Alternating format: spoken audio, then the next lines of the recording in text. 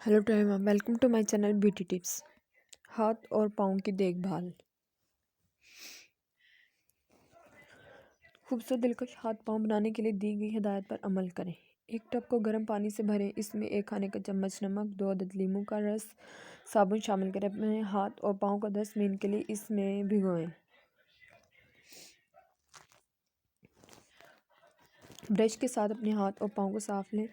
Colour sponge से अपने हाथ और पाँव साफ करें और फिर पत्थर से हाथ और पाँव रगड़ कर साफ करें। अब हाथ पाँव को पानी से बाहर निकालें और नींबू का छिलका अपने हाथ और पाँव पर रगड़ें।